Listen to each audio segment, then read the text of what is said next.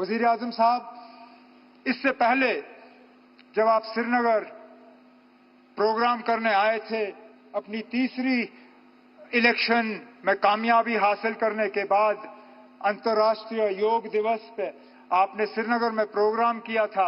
उस प्रोग्राम के दौरान आपने कुछ बातें लोगों से की और उन बातों के बुनियाद पे लोग जो हैं वो आपकी बातों पे और ज्यादा यकीन करना शुरू कर गए हैं। आपने 3 बहुत अहम बातें अपनी तकरीर में उस दौरान की। आपने कहा कि दिल की दूरी और दिल्ली से दूरी, इन दोनों चीजों को मिटाने पे आप लगे हुए हैं और वाकई आपके काम से ये साबित होता है। 15 दिन के अंदर अंदर जम्मू कश्मीर को लेके ये आपका दूसरा प्रोग्राम है।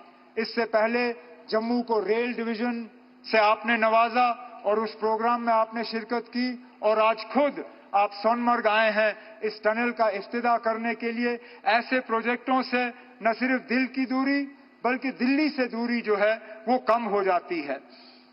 उस दौरान आपने जम्मू कश्मीर के आवाम से कहा था कि बहुत जल्द इलेक्शन होंगे, इंतखाबात होंगे और लोगों को अपने वोट के जरिए अपनी हुकूमत चुनने का मौका मिलेगा। आप अपनी बात पे कायम रहे और 4 महीनों के अंदर अंदर जम्मू कश्मीर में आपने इंतखाबात कराए। जम्मू कश्मीर में आपने लोगों को वोट देने का जो है अपनी हुकूमत चुनने का मौका दिया और आज इस बात का नतीजा है कि वजीर आला की हैसियत से मैं आज इस प्रोग्राम में शिरकत करके आपसे बात कर रहा हूं।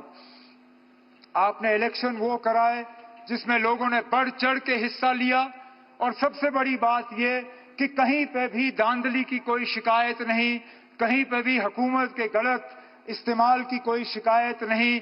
एक भी पोलिंग बूथ पे कहीं पे रीपोल की जरूरत नहीं पड़ी। इसका श्रेय आपको, आपके साथियों को और इलेक्शन कमीशन ऑफ इंडिया को जाता है। उस दौरान आपने तीसरी भी बात की जिसको लेके लोग अक्सर बेशतर मुझसे सवाल करते हैं, मेरे साथी काबिना के, मीडिया के, यहाँ के रहने वाले। वो सवाल ये कि आप जम्मू कश्मीर को रियासत का दर्जा कब मिलेगा? और मैं लोगों को यही कहता हूं कि वजीर आजम,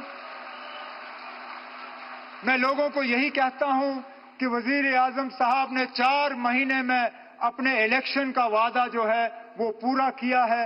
मेरा दिल ये कहता है कि बहुत जल्दी वजीर आजम साहब अपना तीसरा वादा जो योग दिवस पे आपने जम्मू कश्मीर के लोगों के साथ किया वो आप पूरा करेंगे और जम्मू कश्मीर जो है वो दोबारा इस मुल्क में रियासत की हैसियत से अपनी जगह ले।